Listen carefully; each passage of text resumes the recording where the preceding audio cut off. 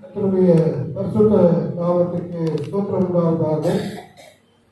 நல்ல வாய்ப்பை கொடுத்த தேவாதி தேவனை நான் ஸ்தோத்திரிக்கிறேன். இந்த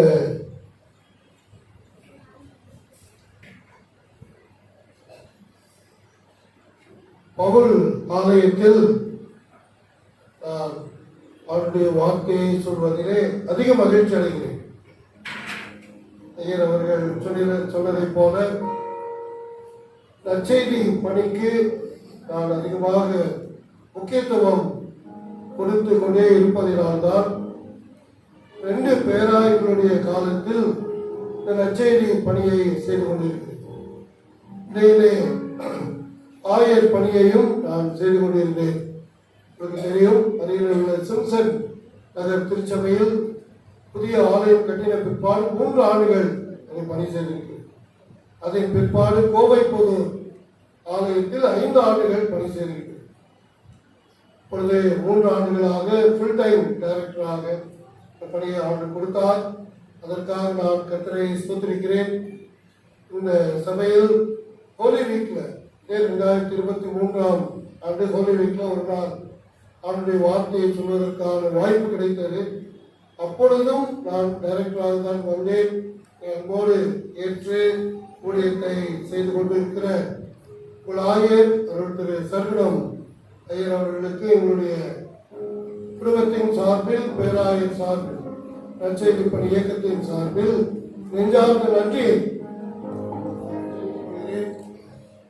அதே போல பிரீடா ஐயரம்மா அவர்களுக்கு நன்றி. அவங்க எங்க ஊர், நிறைய பேர் எங்க ஊர் நானும் அப்படி சொல்லிடலாம். ஊட்டியை சார்ந்தவர்கள், எங்கள் பகுதியை சார்ந்தவர்கள், அதற்காக சந்தோஷப்படுகிறோம். ஐயரம்மாவா அவர்கள் வந்ததற்கும் எனக்கு மிகுந்த சந்தோஷம். இந்த திருச்சபையின் செக்ரட்டரி தேவி திலகவதி அம்மாவுக்கு நன்றி. அவங்க நிறைய பேசிட்டே இருந்தாங்க, அதுக்கிட்டே இருந்தேன். என்ன பேசுனாங்க போகும்போது கேட்கலாம். சூப்பர். மெக்கன்ஸ் ஐயா அவர்களுக்கும் நன்றி. அவர்களுக்கும் நன்றி. எங்களை அன்போடு ஏற்றுக்கொண்டார்கள். Phosphate committee members, dices council members எல்லாருக்கும் நன்றியை நான் தெரிவித்துக் கொள்கிறேன். அன்பானவர்களே, நற்செய்தி பணி என்பது நம்முடைய திருமணம் எப்பொழுது உருவானதோ, எப்போ உருவாச்சு? 1950. தென்னிந்திய திருச்சபை எப்பொழுது உருவாச்சு? 1947 செப்டம்பர் 27. 1950 தான் நம்முடைய திருமணம் தென்னிந்திய திருச்சபையோடு இணைந்தது. அது வரைக்கும் எங்க இருந்தோம்?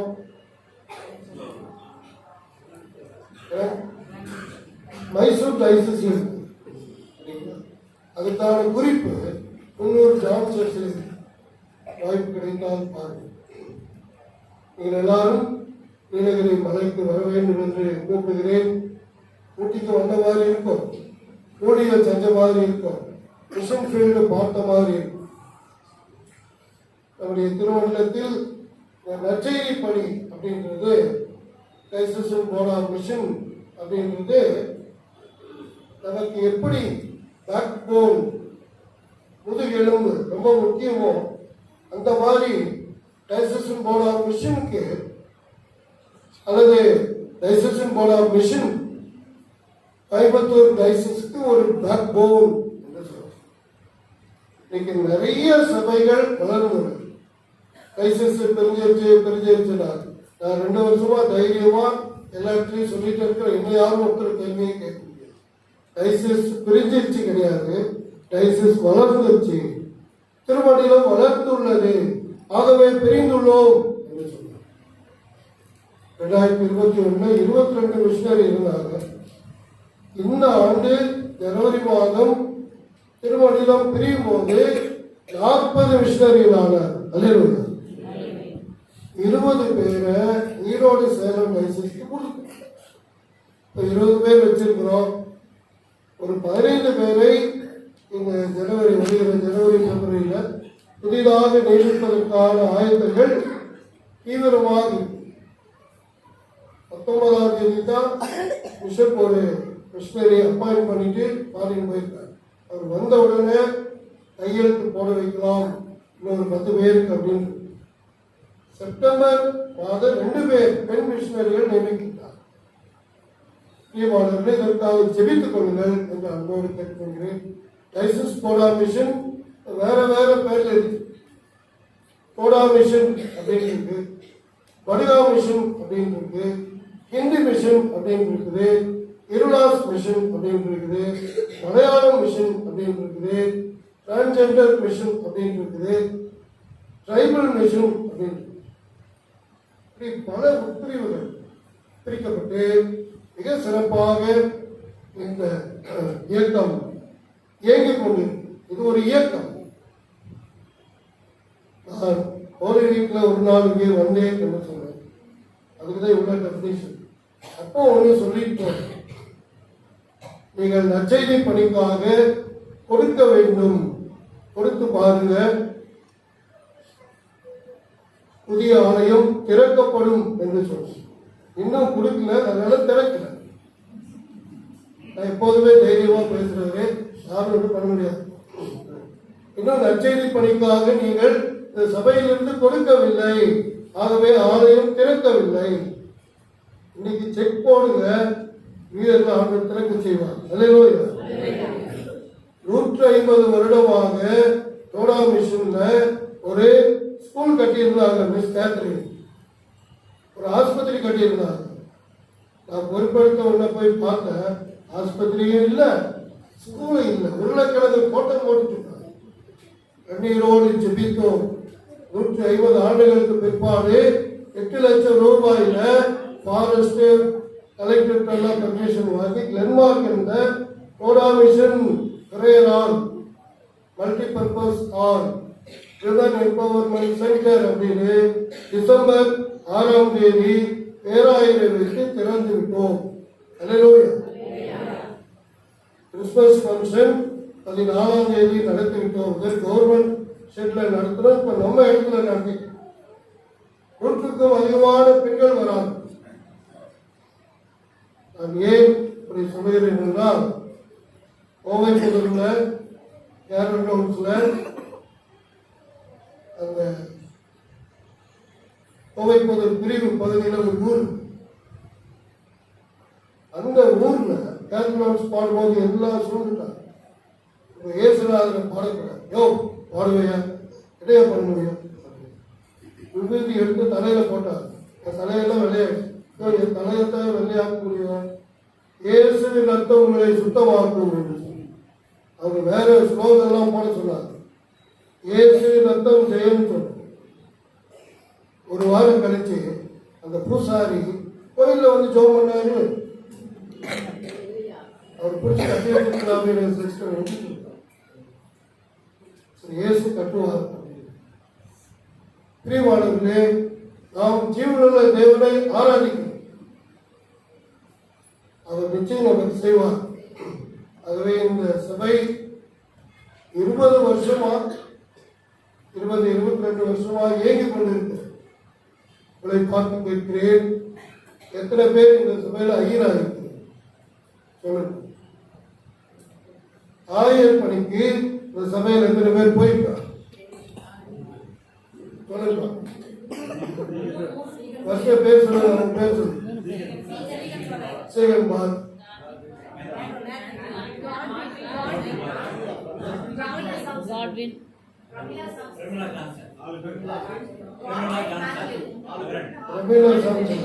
அவங்க தர்மபுரி சர்ச்சு சரி, சூப்பர், ஒத்துக்கிறேன். ரபீலா சாம்சன், சேகன்பால்,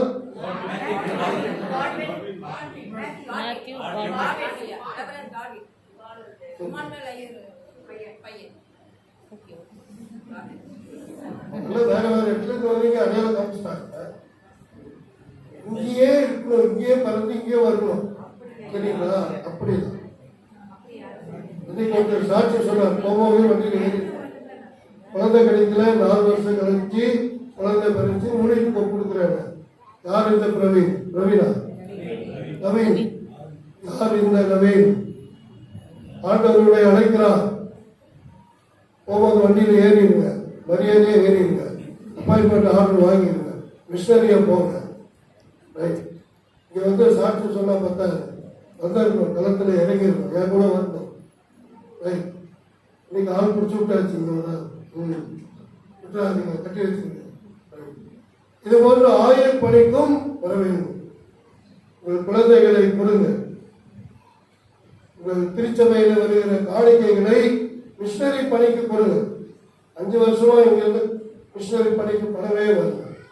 அதனால நாங்கள் ஒவ்வொரு சபையிலும் செக் பண்ணிட்டே இருக்கோம்.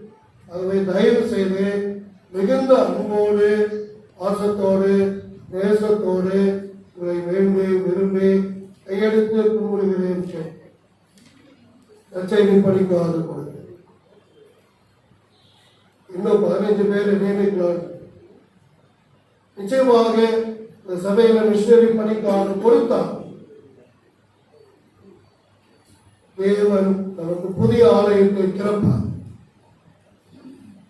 புதிய வருஷத்துல புதிய ஆலயத்துக்கு போவோம். ஆண்டவர் செய்வார். நடுவுல சன்பல்லாக்கு தொபியா இருக்கதான் செய்வார். அன்னைக்கே இருந்தார். யார் அந்த சன்பல்லாக்கு, யார் அந்த தொபியா? 2024 ஆண்டவர் காட்டுவார். கண்டிப்பா காட்டுவார். ஒருவர் தேவனுடைய ஆலயத்தை கெடுத்தார், தேவன் கெடுப்பார். இது நம்ம வீடு இல்லைங்க, தேவனுடைய வீடு, என்னுடைய வீடு. எல்லா ஜனத்திற்கும் ஜெப வீடு. யார் இமெயில் போட்டாங்களோ அவங்க ஜெபம் வருவாங்க. யார் எதிர்பார்த்தாங்களோ அவங்கள வருவாங்க. கேஸெல்லாம் வெளியில யாரும் போறது, நம்ம தான் போறோம். கேஸ் போடுறதும் நம்ம தான், பணம் வாங்குறதும் நம்ம தான், கேஸ் முடிக்கிறதும் நம்ம தான். இதுதான் ஹிஸ்டரி. அந்த நல்ல முடிவை நமக்கு நிச்சயம் கொடுப்பார். அதற்காக நீங்கள் ஜெபித்துக் கொள்ளுங்கள். நற்செய்தி பணிக்காக ஜெபியுங்கள், தாங்குங்கள் என்று மிக மிக அன்போடு நான் கேட்டுக்கொள்கிறேன். ஒரு பாடலை குடும்பமாக பாடி வாசிக்கலாம். அவர் இல்லாமல் நமக்கு வாழ்வே இல்லை, அவர் இன்றி நமக்கு வழியே இல்லை.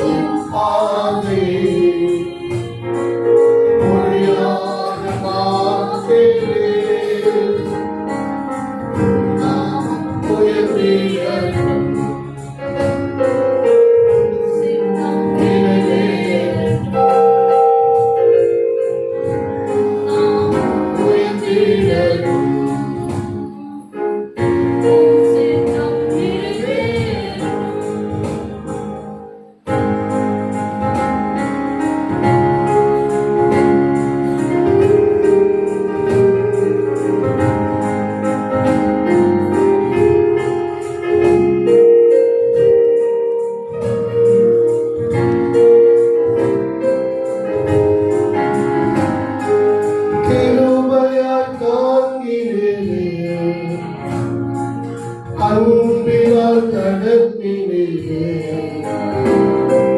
கிருபையால் தாங்கினீரே, அன்பினால் நடத்தினீரே, காத்துக்கொண்டீர், சிறுமையை மாற்றிவிட்டே,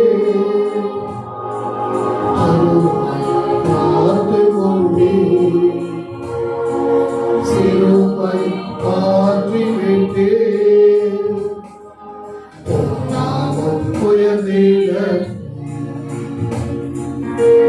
சித்தம் நிறைவேற,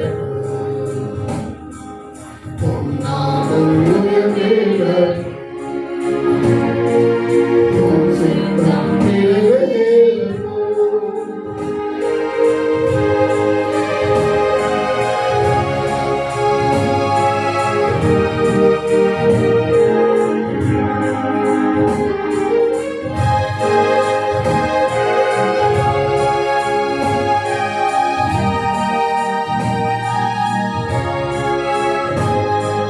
வாழ்க்கையே முடிந்ததென்று நான் உள்ளம் கலங்கினேன், வாழ்க்கையே முடிந்ததென்று நான் உள்ளம் கலங்கினேன், வாழ்ந்து வந்து புது வாழ்வு எனக்கு தந்தே, வாழ்ந்து வந்து புது வாழ்வு எனக்கு தந்தே, நாமம் உயர்ந்திட சித்தம் நிறைவேற, நாமம் உயர்ந்திட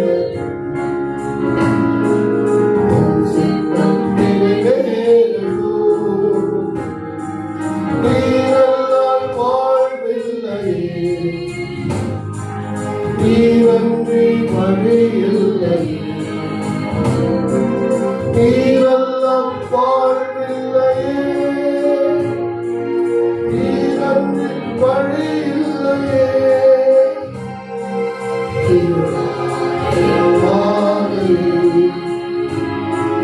முடியாத பாதையே,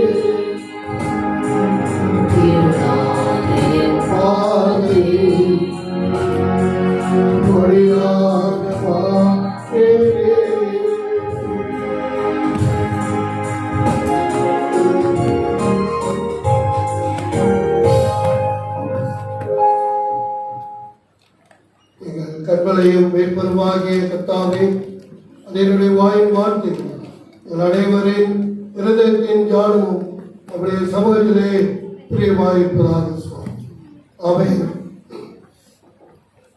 இந்த வருஷம் நம்முடைய டிபிஎம் சார்பாக Hindi mission, Tamil mission, tribal mission அப்படின்னு சொல்லி 14 பேர் ஞானஸ்தானம் எடுத்திருக்கிறார். அல்லேலூயா. இன்னும் ஒரு 30 பேர் ஞானஸ்தானத்திற்காக ஆயத்தமாக இருக்கிறார்கள். அவர்களுக்காக நீங்கள் ஜெபித்துக் கொள்ளலாம். ஒருவேளை அவங்களுக்கு நாங்கள் ஒயிட் ட்ரெஸ் எடுத்துக் கொடுக்கலாம் அப்படின்னா நீங்கள் எடுத்துக் கொடுக்கலாம். லஞ்ச் ப்ரொவைட் பண்ணணும் அப்படின்னா ப்ரொவைட் பண்ணலாம். அந்த 30 பேருக்கும் பைபிள் வாங்கியிருக்கிறதுனாலும் பைபிள் வாங்கியிருக்காங்க. ஆனால் கடந்த 12ஆம் தேதி இம்மானுவேல் ஆலயம் முழு பொறுப்பையும் ஏற்றுக்கொண்டார்கள். அதற்காக ஆண்டவரை அன்பானவர்களே, இன்றைக்கு நாம் வருட கடைசி நாளில் இருக்கிறோம். இந்த மாதிரி ஒரு ஞாயிற்றுக்கிழமை நமக்கு வந்தது அபூர்வம். ரஞ்சனா டீம் ஏமாலாம் பாடிட்டே இருக்காங்க. அவங்கள சாயங்காலம் வரைக்கும் பாடிட்டே இருக்க சொல்லலாமோன்னு, மதியானம் ஒரு லஞ்ச் கொடுத்துருக்கலாமோ அப்படின்னு ஹென்ரி கேட்ரிங் சொல்லியிருக்கா, கொடுத்துருக்காங்க. ஃபுல் டே அப்படியே இருந்திருக்கலாம், ஆலயத்திலே இருந்திருக்கலாம். நான் கர்த்தருடைய ஆலயத்தில் இருந்து காணிக்கை போட்டுவிட்டு போவதையே நான் அப்படியே இருக்குது வருஷம். கர்த்தருடைய ஆலயத்தில் தங்கியிருப்பதையே நான் ஆலயத்திலேயே இருந்துடலாமோ அப்படின்னு தோணுச்சு. அப்படியே நைட் சர்வீஸ் வீட்டுக்கு போயிட்டு ஒரு பிரேக் கொடுத்து போயிட்டு வந்துடலாமோ. எல்லாருக்கும் நிறைய தாளங்கள், நல்லா பாடணும், சாட்சி சொல்லணும் அப்படின்னு இருக்குது. அவர்களுடைய நாமம் மகிமைப்படுவதாக. இந்த நாள் நம்முடைய தெரிந்த திருச்சபையில் ஃபேமிலி சண்டே, குடும்ப ஞாயிறாக அனுசரிப்பதற்கான கிருபையை அவர் கொடுத்திருக்கிறார். எத்தனை பேர் குடும்பமாக வந்திருக்கிறோம்?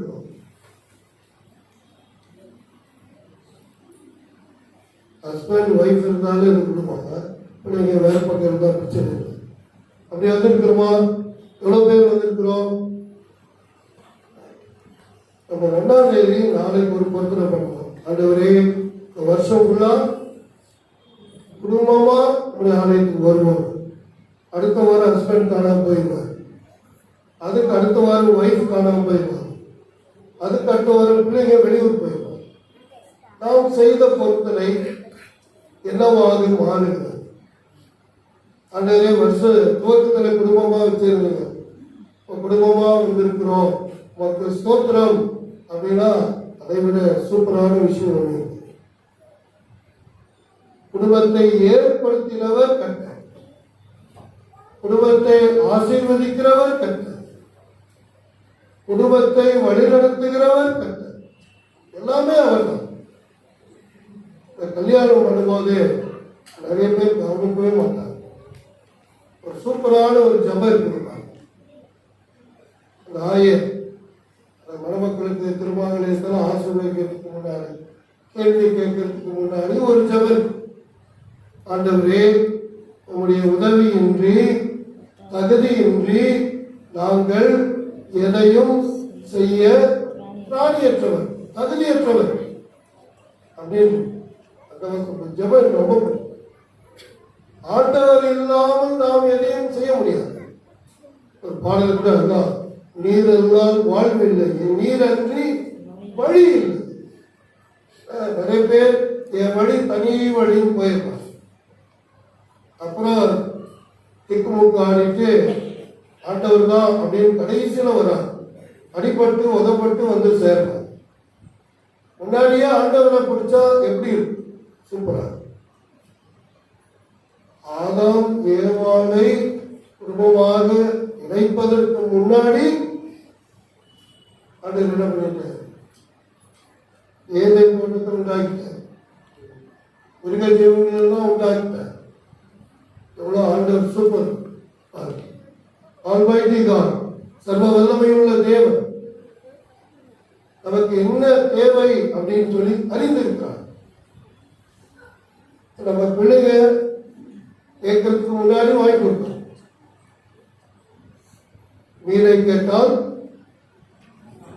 பாம்பை கொடுப்பானோ, அப்பத்தை கேட்டால் நல்லை கொடுப்பானோ, பொல்லாதவர்கள் அப்படின்றார்.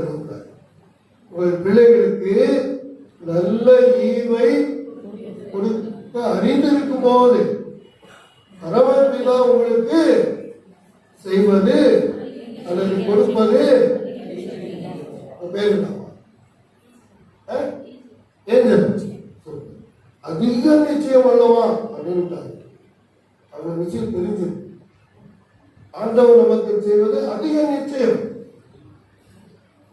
நம்ம குடும்பத்துக்கு செய்யற மாதிரி வேறு யாருக்கு அவர் செய்வாங்க அப்படின்னா மற்றவர்களுக்கு செய்ய மாட்டாங்க. அப்படி கிடையாது. நம்ம அப்படி ஆண்டவருக்குள்ள வந்துருக்கோம். இப்பொழுது இந்த நேரத்தில் ஒரு வசனத்தை மையமாக வைக்கிறேன். சில குறிப்புகளை உங்களுக்காக சொல்கிறேன்.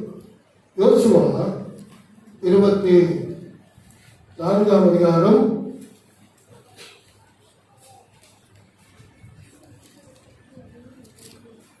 15ஆம் வசனத்தின் பின்பகுதி.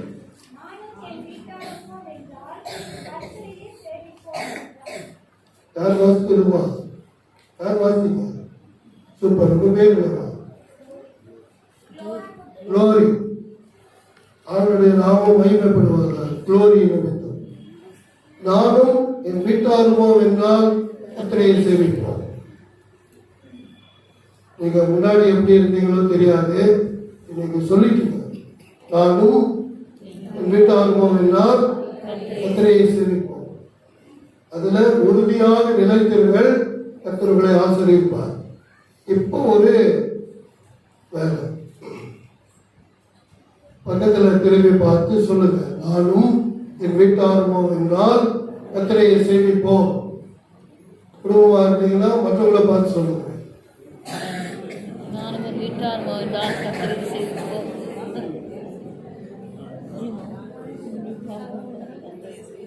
நானும் என் வீட்டாருமோ என்றால் கர்த்தரையே சேவிப்போம். இதுக்கு யார் சாட்சி? இன்றைக்கு உங்க ஐயர் சாட்சி. அவர் சாட்சி போட்டாச்சு.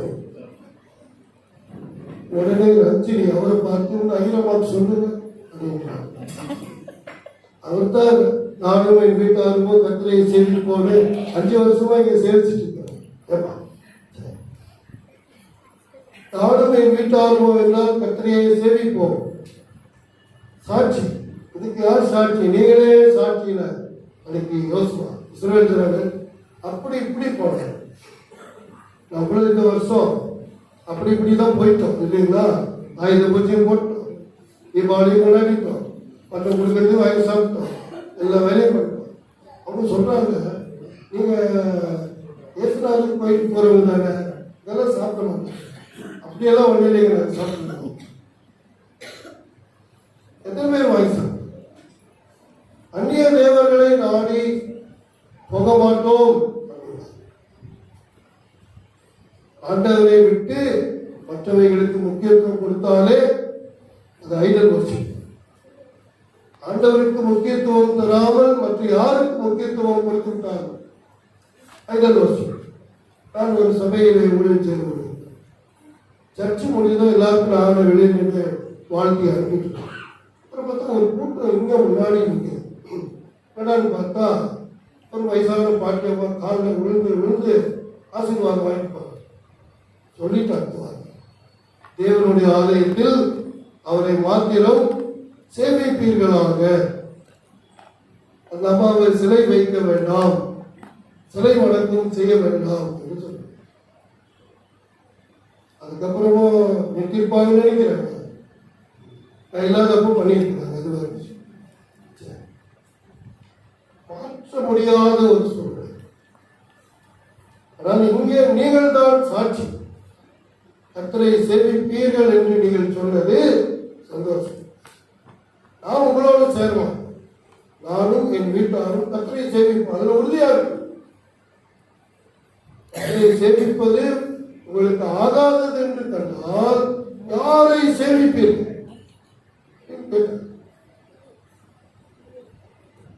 இந்த வருஷத்துல எப்போ ஆண்டவர் பக்கம் வந்தோம், எப்போ மாறி போனோம், எப்போ வேறு மனுஷனானோ, எப்போ வேறு மனுஷியானோ, எப்போ நம்ம இஷ்டம் போல போனோம், எப்போ கோயிலுக்கு வந்தோம், எப்போ கோயிலுக்கு வராம வேற பக்கம் போனோம், நான் ஒன்றையும் ஆண்டவர் தான். ஆனால் இப்பொழுது நாம் வந்து சொல்லிட்டோம், நானும் என் வீட்டாருமோ என்றால் அதுல நாம் உறுதியாக இருந்து குறைகளை எல்லாம் நம்மிடத்தில் சொல்லி சரி செய்தால் மட்டுமே புதிய வருஷத்துக்கு நாம் போவது அர்த்தமுள்ளதாக இருக்கும். இந்த குடும்ப வாழ்விலே மகிழ்ச்சியை ஆண்டவர் தரார். தராரா இல்லையா? தரார். எவ்வளவு ஒரு அதே 1 மணி வரைக்கும் பேசலாம்னா எல்லாரும் ரொம்ப நேரம் பாடினாங்க. 5 சரணம் எல்லாம் பாடினாங்க.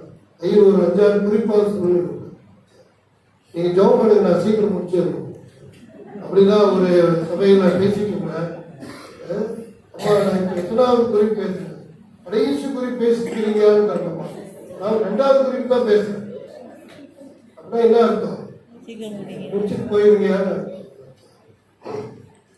குடும்ப வாழ்வில் மியூச்சுவல் லவ் அப்படின்றது தலை சிறப்பு. பரஸ்பர அன்பு. அன்புதான் சகலத்தையும் தாங்கும், சகலத்தையும் சகிக்கும். வைஃப் ஹஸ்பண்டை எத்தனை முறை கடைக்கு போக சொன்னாலும் அது போகும். நீங்க ஒத்துக்கிறீங்க, சூப்பர். ஈசாக்கு ரெபேக்கால் அப்படி சூப்பரா இருந்தார், பரஸ்பர அன்புல இருந்தார். ஈசாக்கு ரெபேக்காலுக்கு உடனே குழந்தை பிறந்துச்சா, ரொம்ப நாள் கழிச்சு குழந்தை பிறந்துச்சா? 20 years அப்புறம் விஷயம் தெரியுது உங்களுக்கு. நிறைய பேர் லாக்டவுனுக்கு அப்புறம் மொத்தமா பைபிளை முடிட்டாங்க, திறக்கவே இல்லை. இன்னும் கொஞ்சம் பேர் கவனமாக ஆன்லைன்ல தான் பார்த்துட்டு கோயிலுக்கே வரல. எந்த கோயிலுக்கு போறது? முருகன் நகருக்கு போறதா, முன்சாமி நகருக்கு போறதா யோசிக்கிறாங்க. ஆனால் ஆண்டவர் நமக்கு கொடுக்கிற வாய்ப்புகளை, வசனங்களை பார்க்கிறோம். சூப்பர் தான் சொல்றீங்க. யார் ஜெபம் பண்ணுறது? ஈசா. அதனால நம்ம கையில தான் எல்லாமே இருக்கு. ஹஸ்பண்டுக்காக ஒய்ஃப் ஜெபம் பண்ணலாம், ஒய்ஃப்காக ஹஸ்பண்ட் ஜெபம் பண்ணலாம். நம்பர் போட்டு அனுப்பக்கூடாது, எங்களுக்கு ஜெபம் பண்ணணும். சரியா? நிறைய பேர் இவங்க எல்லாம் ரொம்ப பிஸியா இருக்கிற மாதிரியும் யாருக்கும் பணம் அனுப்பி அங்க ஜெபம் பண்ண சொல்றாங்க. ரொம்ப ரொம்ப தப்பு. ஆபத்து காலத்துல ஏதோ பாட்டு பண்ணாங்க. ஆபத்து காலத்தில் வேற பக்கம் கூப்பிட்டு போட்டுருக்காங்க. ஆபத்து நாள்ல ஆண்டவரை கூப்பிடுங்க, அப்புறம் ஐயரை கூப்பிடுங்க. நிறைய பேர் ஐயரை கூப்பிட்டு ஆண்டவரை கூப்பிடாம விட்டுருவாங்க. காரியம் தங்கலாது. ஈசாக்கும் ரெபேக்காலும் ஒருவரை ஒருவர் சார்ந்திருந்தார். பரஸ்பர அன்பு எப்போதுமே இருந்தது. அதுல ஒரு முக்கியமான விஷயத்தை சொல்றேன்.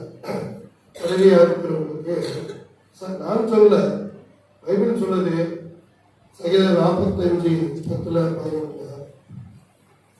சுபாரத்தியை கேள், நீ உன் செவியை சாய்த்து சிந்தித்துக்கொள், உன் ஜனத்தையும் உன் தகப்பன் வீட்டையும் மறந்து. அம்மா வீட்டை மகன் மனைவி மறந்துட்டாங்கன்னா அந்த பரஸ்பர அன்பு சூப்பரா. அதே மாதிரி ஆதியாகமம் 2ஆம் அதிகாரத்துல ஏதோ புருஷன் தன் தகப்பனையும் தாயும் விட்டு மனைவியோடு இசைந்திருப்பார். அது ஆட்டோமேட்டிக்காவே சேஞ்ச் ஆகிருப்பார். அது வேற விஷயம். ரெண்டாவது, இந்த குடும்ப வாழ்விலே கனிவான விசாரிப்பு ரொம்ப ரொம்ப முக்கியம். நிறைய என்கொயரி. அதான் ஹஸ்பண்ட் ஒய்ஃபை என்கொயரி பண்ணவே. அதே மாதிரி ஒய்ஃப் ஹஸ்பண்ட் என்கொயரி பண்றது. ஆபீஸ்ல இருக்கிறவங்க என்கொயரி பண்றாங்க, அதனால அவர் அங்க போயிருக்காங்க. இருக்க மாட்டேங்கிறீங்க, புரியல இல்லைங்களா? வீட்டுல என்கொயரி பண்ணாததுனால ஆபீஸ்ல இருக்கிறவங்க என்கொயரி பண்றாங்க. சாப்பிட்டீங்களா சார்? இட்லி கூடாது இருக்கிற சாப்பிட்றீங்களா சார்? அங்க கேட்கலாம். இட்லியும் சொல்ல மாட்டேன், தோசையும் சொல்ல மாட்டேன், எங்கேயோ போய் சாப்பிட்டு போங்கன்றாங்க. இந்த கதை முடிஞ்சு லோரி பார்த்து கனிவான விசாரிப்பு நமக்கு வேண்டும். எழுத்தானாவும் அண்ணாலும் அதுக்கு நமக்கு ஒரு உதாரணமாக வருகிறார். அண்ணாளுக்கு குழந்தை இல்லாத நிலையில ஒரு பெஸ்டிவல்ல அழுகிறார். பலியை செலுத்துகிற சூழலில் அழுகிறார். அண்ணாவே ஏன் அழுகிறாய்? ஏன் சாப்பிடாதிருக்கிறாய்? ஏன் சஞ்சலப்படுகிறாய்? 10 குமாரனை பார்க்கிறோம் நான் உனக்கு இல்லையா அப்படின்னு சொன்னது யாரு? எல்கானா சொன்ன. அதை நிமித்தமாக அண்ணால் ஆறுதல் அடைந்தால் அப்படின்னு 1000 பேர் விசாரிச்சாங்க. என்கொயரி போது நீங்க வேற மாதிரி நினைச்சுக்கணும். விசாரிப்பு தான் என்று சொல்ற. அவர் உங்களை விசாரிக்கிறவரானபடியால் உங்கள் கவலைகளை எல்லாம் அவர் மேல் வச்சு. நம்ம கவலை பிளஸ் கவலை பிளஸ் கவலை அது ஒரு பெரிய மலையாயிடும். மலையை அசைக்கவே முடியாமல் நம்மை விசாரிப்பதற்கு கர்த்தர் இருக்கிறார். அதே நேரத்தில் கணவன் மனைவி இடையே பொறுப்புகள் உண்டு. நன்மையிலும் வாழ்விலும் சுகத்திலும் அப்புறம் அப்போ சொன்னது ஏன் மறந்து போச்சு அப்படின்னு மறக்கக்கூடாது அப்படின்றதுக்காக சொல்லிக்கணும். நினைக்கிற ஒவ்வொரு கல்யாண நாள் வருஷத்துலயும் ஹஸ்பண்ட் ஒய்ஃப் கையை பிடிச்சி சொல்லணும்னு ஏமா அப்படிதான் சொன்னால் அது சரியாகும்.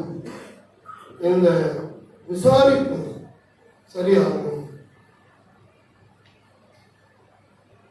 நாம் ஒருவரை ஒருவர் விசாரிக்கவும் கேட்டு அறியவும் அழைக்கப்பட்டிருக்கிறோம். மூன்றாவது, இந்த குடும்ப வாழ்வில் எனக்கு மகிழ்ச்சி உண்டாகும்னா ஃபெய்த்ஃபுல்னஸ், உண்மை. அப்புறம்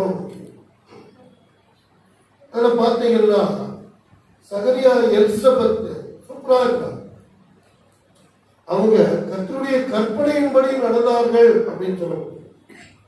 குற்றமற்றவர்களா இருந்தார்கள் அப்படின்னு சொல்லி லூக்கா 1:5-6 படிச்சாங்க.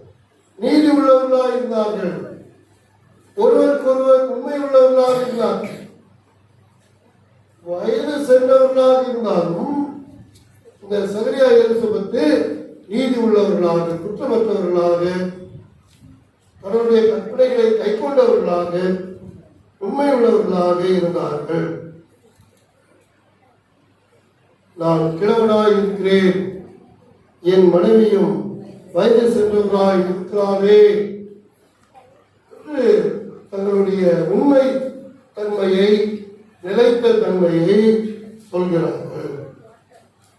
குழந்தை இல்லை என்று எலிசபெத்தை அவர் ஒருபோதும் தள்ளிவிடவில்லை. அவர்கள் இருவருடைய நல்ல உறவு நிலைகள் இருந்தது. ஆகவேதான் முதிர் வயதிலும் ஒரு குமாரனை அவர்கள் பெற்றெடுத்தார். அந்த குமாரனுடைய பெயர் யோவான் ஸ்நானகன் அப்படிங்கிறது அவர் ஞானஸ்நானம் கொடுத்துக் கொண்டிருந்தவர் என்பதனால யோவான் ஸ்நானகன் என்று பெயர்.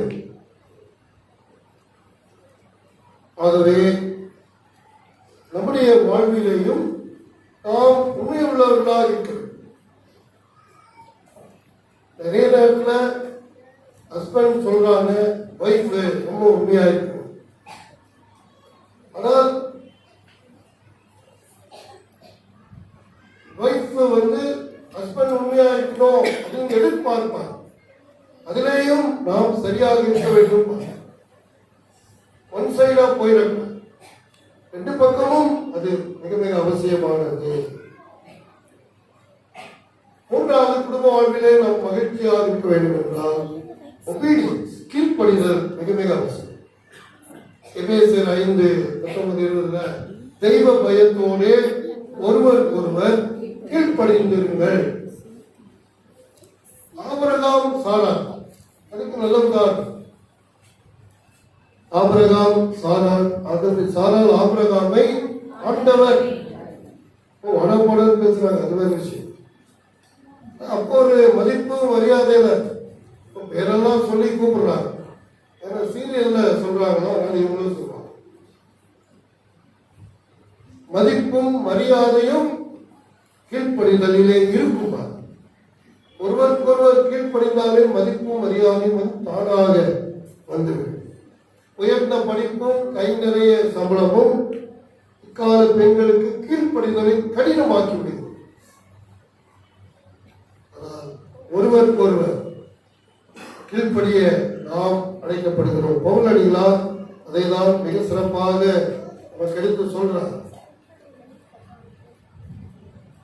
அடுத்தது நேரம் கொடுத்த கிவிங் டைம்.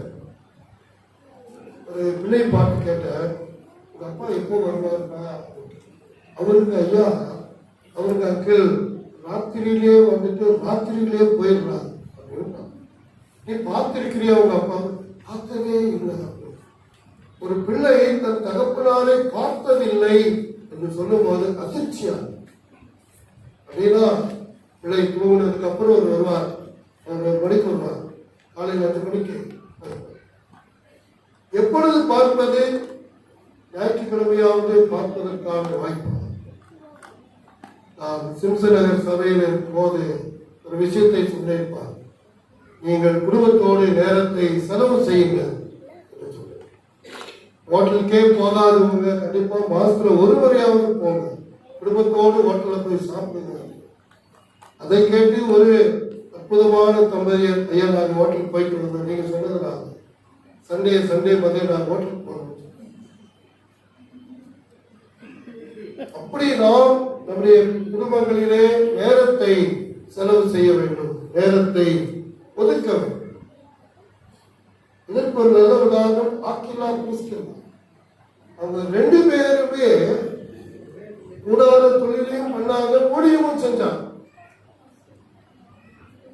2 பேருமே சேர்ந்து அப்பல்லோ என்ற மனிதனுக்கு வேதத்தை போதித்தார், குடும்பத்தையும் நடத்தினார். 2 பேரும் சேர்ந்து சபையும் நடத்தினார். 2 பேரும் சேர்ந்து பவுல் அப்போஸ்தலருக்காக தங்கள் கருத்தையும் கொடுக்க துணிந்தார். ரோமர் 16 சொல்லப்பட்டது. 2 பேருக்குமே பவுலுடைய வாழ்த்துதல் கிடைத்தது. அவங்க 2 பேரும் எல்லா விஷயத்திலையும் ஒன்னா நேரத்தை செலவு செய்தார். சர்ச்சுக்கு வந்தாலும் ஒன்னா வரணும், நேரம் செலவு செய்யணும், பிள்ளைகளோடு நேரம் செலவு செய்யணும். குடும்ப ஜபம் இல்லாத வீடு, நான் சொன்ன அது கூரை இல்லாத வீடு இல்லை, கான்கிரீட் வீடு. அன்னைக்கு ஏதோ தப்பா சொல்லிட்டான். குடும்ப ஜபம் இல்லாத வீடு, கூரை இல்லாத வீடு. குடும்ப ஜபம் இல்லாத வீடு இன்னைக்கு பெரிய பெரிய கான்கிரீட் வீடு ஆயிடுச்சு. எத்தனை பேர் நாம் குடும்ப ஜபம் செய்வோம்? ஞாயிற்றுக்கிழமை சாயங்காலமாவது, வாரத்தில் 1 மணி நேரம் ஆகும், நாம் குடும்பமாக நாம் ஜெபிக்கிறோம். ஜெபிக்காத வாய் பேய் அப்படின்னு லுத்ரன் பிஷப் அருள்தாஸ் சொல்லிட்டார். நமக்கு எல்லாம் வருது, ஜபம் மட்டும் வரணும். பாருங்க, எத்தனை பேர் செயின் ஆஃப் பிரேயர் பேர் கொடுத்துருப்பீங்கன்னு தெரியாது. நேற்று செயின் ஆஃப் பிரேயர் நடந்தது, எத்தனை பேர் நம்ம வரும். நான் இப்படி சொல்லி ஒரு சபையில கோவை புதூர்ல அந்த 12 மணி நேரத்துல 100 பேருக்கு மேல பேர் கொடுத்தாங்க. என்ன செய்யணும்? 2 குடும்பமா உட்காந்து ஜெபம் பண்ணுங்க 1/2 மணி நேரம். சூப்பரா இருக்கு. ஜெபிக்க வேண்டும், குடும்பமாக ஜெபிக்க வேண்டும். பாமாலை கீர்த்தனைகள் எல்லாம் பறந்து போயிருக்கு. வேற வேற கீர்த்தனைகள் எல்லாம் வேண்டும். அதையும் நாம் பாட தெரியாமல் திக்குமுக்கு ஆகிவிடும். நேரத்தை ஆண்டவருடைய பாதத்தில் உட்கார்ந்து நாம் செலவு செய்கிறது இல்லை. பிள்ளைகளோடும் செலவு செய்கிறது. பிள்ளை இன்னைக்கு டீச்சர் இப்படி சொல்லிட்டாங்க அப்படின்னு புக் எடுத்துட்டு நம்ம வாங்கி வீசி விட்டு போய் வேலைக்கு பார்த்து படிக்க. எத்தனை பேர் நாம் பிள்ளைகளை விசாரிக்கிறோம், அவருடைய டீச்சரை கேட்கிறோம், அவங்க டெய்லி என்ன பண்றாங்கன்னு கவனிக்கிறோம். மகிழ்ச்சியான குடும்ப வாழ்க்கை நமக்கு இல்லை என்று சொல்லிவிட்டுக் கொண்டிருக்கிறோம். காரணம், நாம் கணவர் மனைவியோடு, மனைவி கணவரோடு, பெற்றோர் பிள்ளைகளோடு நேரத்தை செலவு செய்கிறது. ஆகவே மகிழ்ச்சி இல்லை. கேட்டா ரொம்ப பிஸிங்கயா. இயேசுநாதர் எப்போ வருவார் இருக்கு? சேவலுக்கு நேரம். யாருக்குமே சேவலுக்கு இருக்காது, சேவலே இல்லை. அதுவே சேவலுக்கு நேரமோ, அதிகாலை நேரமோ, நடு சாமத்தினோ அவர் வருவார். திருடனை போல வருவார். விழித்திருங்கள், எச்சரிக்கையாயிருங்கள், ஜாக்கிரதையாயிருங்கள் அப்படின்னு தான் சொல்லப்பட்டுள்ளது. அன்பானவர்களே, நாம் ஆயத்தமாக வேண்டும். தேவையற்ற சகவாசங்கள், வீட்டுக்கே போகாம வேற வேற இடத்துக்கெல்லாம் போயிட்டு அப்புறம் போனா பிள்ளைகளுக்கு வந்தாச்சு, வேலைக்கு வந்தோமா, வேலையை முடிச்சுமா, வேற எங்கெல்லாம் போனோம். யாரும் பேச மாட்டேங்கிறீங்க. நீங்க லேட் ஆச்சுன்னா அப்புறம் நானும் லேட் ஆகிருக்கேன். சீக்கிரம் போங்க. நேரா வீட்டுக்கு தான் வரும்.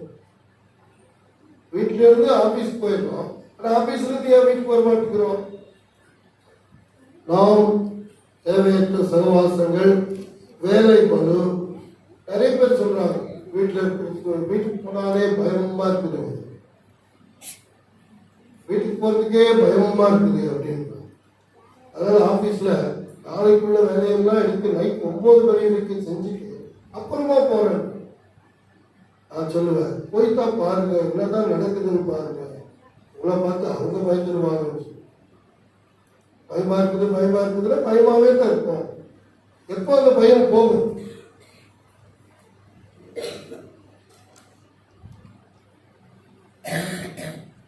நம்முடைய வாழ்க்கை துணையோடு நாம் தொடர்பில் இருக்க வேண்டும் என்றால் மற்ற தொடர்பு சாதனங்களுடைய தொடர்பை பேர் சாமி அடுத்தடுத்து தான் சொல்றாங்க. முதல்ல சொல்றாங்க, உங்க பேரு மேகலை சாமி கரெக்டா சொல்றாங்க.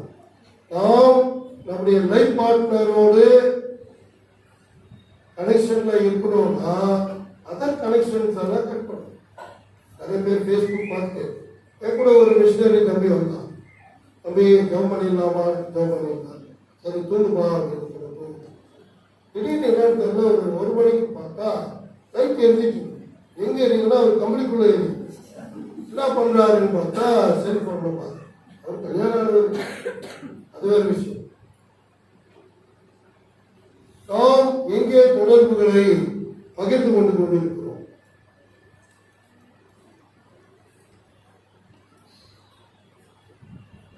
இங்க ஆக்கில்லா பிரிஸ்கில்லாவை போல இருக்கிறோம். யாரை போல இருக்கக்கூடாது? அனனியா சபிராவை போல பாருங்க. அனனியா என்ன சொன்னாரோ மாற்றம் இல்லாம சபிரான் சொன்னார். நான் சொல்லுவேன், நீயும் அதே மாதிரி சொல்லணும். என்ன பார்த்து ஒரு வீட்டுக்கு போயிருந்து ஹவுஸ் விசிட் போகும்போது சின்ன பாப்பாவை கூப்பிட்டு அந்த அம்மா எடுத்தவங்க, ஐயா ஆபீஸ்ல இருந்து இன்னும் வரலைங்க. ஆபீஸ்ல இருந்து இன்னும் வரலைங்க. நம்ம சர்க்குல 2வது பாப்பா மாதிரி ஒரு பாப்பா வந்து பேசலான்னு தாடி உள்ள தூங்கிட்டு இருக்காரு. எப்படி யோசித்துருக்காரு? நல்லவேளை அந்த அம்மா காமிச்சிச்சு. ஏதோ அந்த பிள்ளைங்க சொல்லி கொடுக்கல, ஐயனுக்கு வந்தார் வந்துட்டுருக்காரு, டாடி ஆஃபீஸ் போயிட்டாருன்னு சொன்னா கூட அந்த பிள்ளை சொல்லியிருக்குமோன்னு கொஞ்சம் பயம். ஆனால் பிள்ளை கரெக்டாக சொல்லிட்டேன், நல்லா தூங்கிட்டோம், நான் ஜோம் பண்ணிட்டு போவேன் அப்படின்னு ஜோம் பண்ணிட்டு வந்துட்டேன். அது வேறு விஷயம். அன்பானவர்களே, நாம் நேரத்தை கொடுக்க வேண்டும் ஆண்டவருக்காக, குடும்பத்துக்காக, கணவன் மனைவிக்காக, மனைவி கணவனுக்காக, பிள்ளைகள் பெற்றோருக்காக, பெற்றோர் பிள்ளைகளுக்காக நேரத்தை ஒதுக்கி நாம் பேசி கலந்து மகிழ வேண்டும். அப்படி பேசும்போது, கலந்துரையாடல் செய்யும்போது பார்த்தீங்கன்னா எமோஷன்ஸ் எல்லாம் வரும், சில டவுட்ஸ் எல்லாம் வரும், சண்டையே வரும், ஆர்குமெண்ட்ஸ் எல்லாம் வரும். ஸோ அதை நாம் சரி செய்து கொள்வதற்கான ஒரு மகிழ்ச்சி குடும்பத்தில் இருந்தாலும். இன்னொன்றையும் தொடர்ந்து சொல்கிறேன், ரோல் மாடலாக நாம் முன்மாதிரியான ஒரு வாழ்க்கை நமக்கு வேண்டும். முன்மாதிரியான வாழ்க்கை மற்ற குடும்பங்களுக்கு நாம் ஒரு ரோல் மாடலாக. பரவாயில்ல, இந்த ஃபேமிலி சூப்பரா சர்ச்சுக்கு போறாங்க, சூப்பரா இருக்கிறாங்கன்னு சொல்லி நமக்கு பக்கத்தில் இருக்கிறவங்க சொல்லணும். அடுத்தது fulfilling the needs, தேவைகளை பூர்த்தி செய்யும். அதான் முன்னாடியே ஆரம்பத்திலே நம்முடைய பிள்ளைகளுக்கு என்ன தேவை அப்படின்னு சொல்லி நாம் கேட்க அறிய வேண்டும். மீனை கேட்டால் பாம்பை கொடுப்பாங்க, அப்பத்தை கேட்டால் கல்லை கொடுப்பாங்க. நம்ம பிள்ளைகளுக்கு என்னென்ன தேவை என்பதை நாம் கேட்டு அறிக்கை செய்வோம். ஆபிரகாம் தனக்கு உண்டான யாவற்றையும் தனது மகன் ஈசாக்குக்கு கொடுத்திருந்தார் அப்படின்னு பைபிள் சொல்லுது. காலேப் தன் மகள் அக்சாலுக்கு ஒரு ட்ரை லேண்ட் கொடுத்தாங்க. கல்யாணம் முடிச்சு போகும்போது அந்த குதிரையிலிருந்து இறங்கி எனக்கு நீர்ப்பாய்ச்சலான தோட்டம் வேணும்னு கேட்கும் கொடுக்கிறார். அண்ணாள் ஜபித்து சின்ன சாமுவேலை பெற்றெடுத்து வருஷந்தோறும் சாமுவேலுக்கு ஒரு சட்டையை செஞ்சு நம்ம பெற்றோர் பிள்ளைகளுக்காக அவங்களுக்கு என்ன ட்ரெஸ் வேணும், படிப்புக்கு என்ன வேணும் அப்படின்னு சொல்லி யோசிக்கணும், பிளான் பண்ணணும். ஆண்டுடைய சமூகத்தில் ஜெபித்து கேட்டு பெற்று கொடுக்கிறோம். அதே நேரம் பிள்ளைகளும் பெற்றோருக்கு செய்ய வேண்டிய கடமைகள் காரியங்கள் உண்டு பாருங்க. இன்னைக்கு நிறைய ஆர்பனேஜ் அதிகமாகிடுச்சு, ஓல்டேஜ் ஹோம் அதிகமாகிடுச்சு. ஒருத்தர் சொல்றார், என் பென்ஷனை எழுதி இந்த ஹோம்ல கொடுத்தோம், என் பின்ன அமெரிக்காவில் இருந்து என்ன பிரயோஜனம், ஆஸ்திரேலியாவில் இருந்து என்ன அன்பு இல்லை, காசு போட்டு வருவாங்க போடாதுறான்னு. இதற்கு வேண்டியது அன்பும் உறவும், பணம் தேவையே இல்லை. எத்தனை வயதான பெற்றோர் என்று சொல்றார். அடுத்தது நாம் நன்மை செய்வோம். மிக 6:8 நன்மை என்னதென்று அவர்களுக்கு அறிவித்திருக்கிறார். நியாயம் செய்து இரக்கத்தை சிநேகிக்கும் தேவனுக்கு முன்பாக மனத்தாழ்மையாய் நடப்பதே அல்லாமல் வேறு எண்ணத்தை ஆண்டவர் கொடுக்கும். நான் இரக்கமுள்ளவராய் இருப்பதை போல நீங்களும் இரக்கமுள்ளவராய் இருக்கு. நல்ல சமாரியன் ஓமையை ஆண்டவர் சொல்லுவோம், நீயும் போய் அப்படியே செய். சாதி மதம் என்று பாராமல் செய் என்று ஆண்டவர் அங்கே சொல்றார்.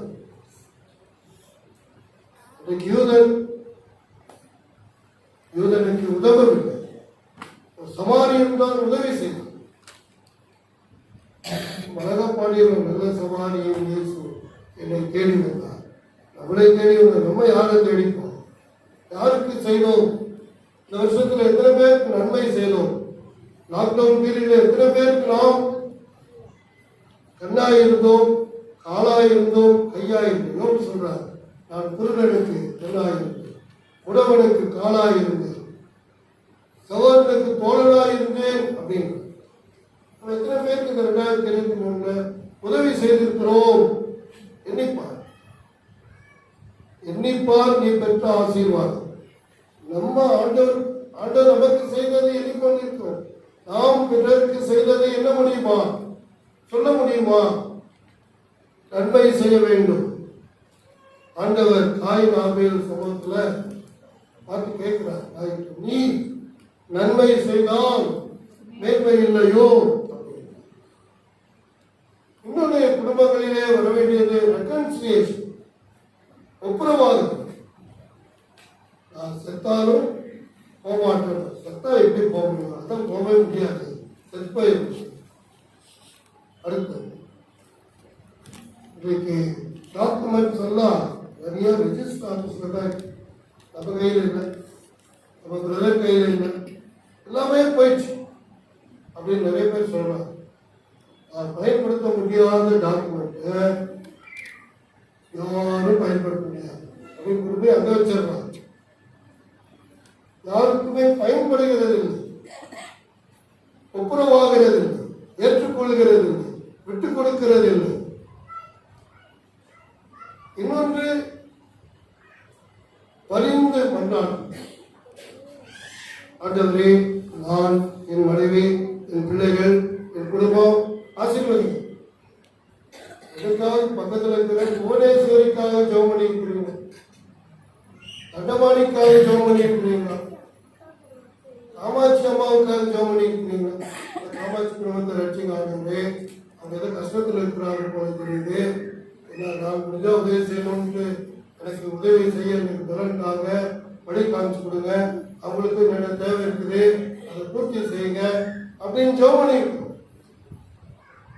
மோசே ஆரோன் மீரியாம் இருக்கும்போது என்ன கொண்ட மட்டும்தான் ஆண்டவர் பேசுவாரா அப்படின்னு மீரியாம் பேசி விட்டார்.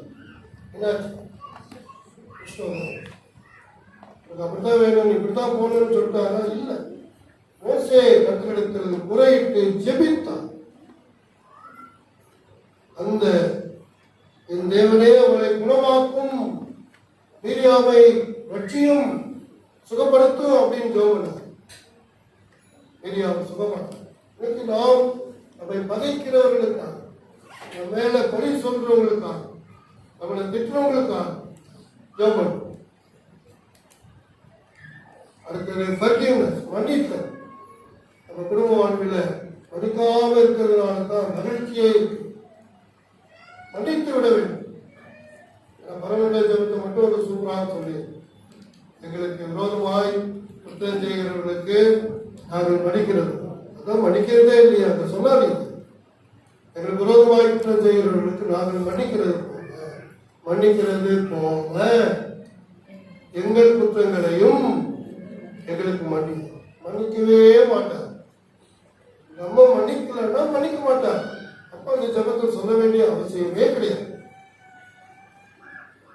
இயேசுநாதர் சிலுவையில மன்னியும் சொல்லி எத்தனை முறை சொன்னார்?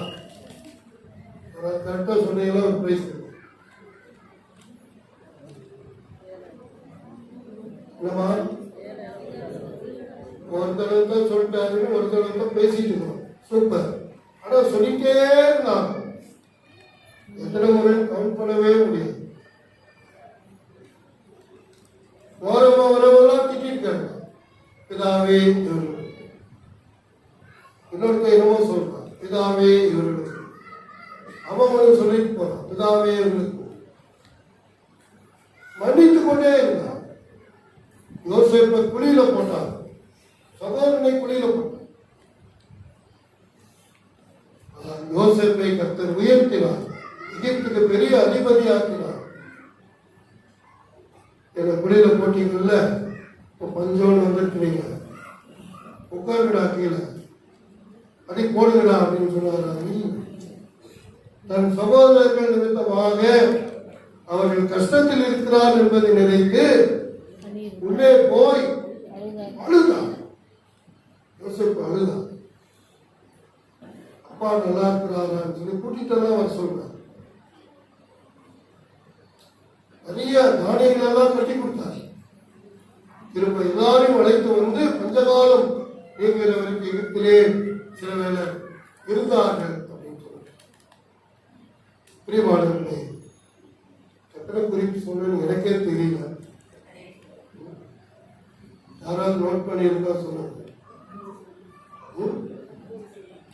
ஒருத்தர் நோட் பண்ற மாதிரி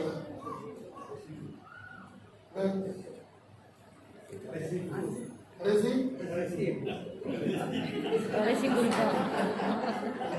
குறிப்புனா அடுத்த சொல்லாதீங்க.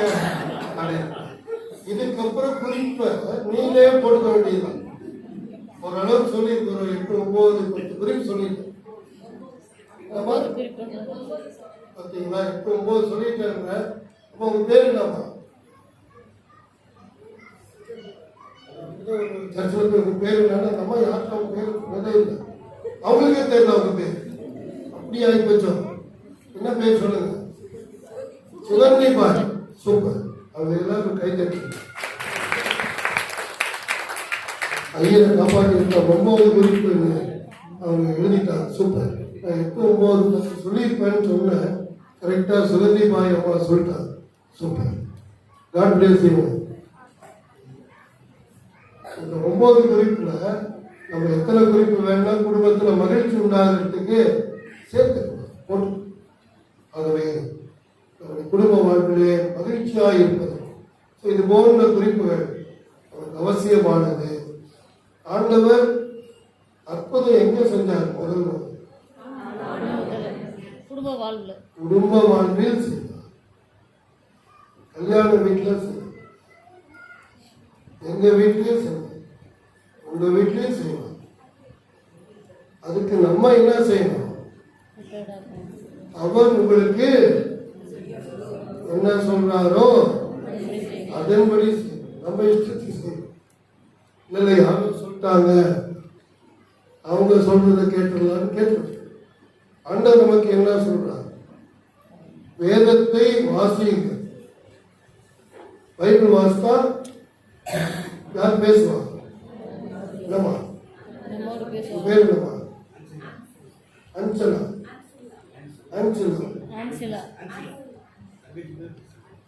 Okay, super. God bless. அந்த பாப்பா சொல்லிட்டா பாருங்க, சூப்பர். ஆண்டவர் வாசித்து சொல்லிடுச்சு. பைபிள் வாசித்து ஆண்டவர் பேசுவார். அப்ப பேசியிருக்கிறாரா? நம்ம ஜெபம் பண்ணணும், ஆண்டவரோடு பேசலாம். யாரும் ஏஜென்ட் எல்லாம் கட் பண்ணுங்க. நமக்கு போதகர் இருக்கிறார், ஆலயம் இருக்கிறது. சரிங்களா? ஆண்டவர் நமக்காக ஏற்படுத்தின போதகர் இருக்கிறார், ஆலயம் இருக்கிறது, அவருடைய வார்த்தை இருக்கிறது. நாம் அதை வாசித்தால் ஆண்டவரோடு ஆண்டவர் நம்மோடு பேசுவார். நம்ம ஜெபம் பண்ணா ஆண்டவரோடு நம்ம பேசுவோம்.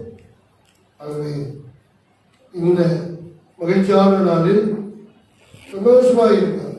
ஆண்டவர் நம்மை இந்த 2023ஆம் ஆண்டு கடைசி நாளில், முதல் நாளில் எங்க இருக்கோம்? ஆலயத்தில் இருக்கோம். கடைசி நாளில் இருக்கும். நிறைய பேர் பாதியிலே காணாம போயிருக்கோம். நாளைக்கு நம்ம வரணும், நைட்டு காணாம போயிடக்கூடாது. ஆண்டவரே உமக்கு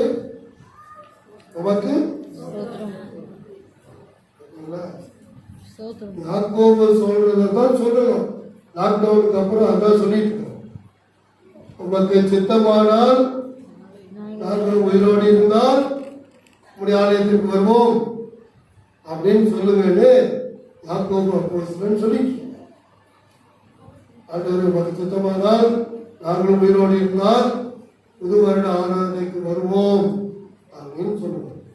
அத்தனை குடும்பமாக ஆசீர்வதிப்பாதாக. நம்ம வெவ்வேறு குடும்பங்களிலிருந்து வந்திருக்கிறோம். ஐயர் ஒரு வார்த்தை சொன்னார். நம்முடைய கவுண்டபாளையம் குடும்பத்தின் சார்பாக ஐயரை வாழ்த்தோம். எனக்கு அது மனசுல, இந்த Goundampalayam saint Paul's church family உங்கள் அனைவரையும் கர்த்தர் ஆசீர்வதிப்பானாக. வருகிற 2024ஆம் ஆண்டு உங்களுக்கு ஆசீர்வாதத்தின் ஆண்டாக இருக்கட்டும், பெரிய ஆலயத்தில் கொண்டு போய் சேர்க்கட்டும் என்று வாழ்த்துகிறேன். God plus.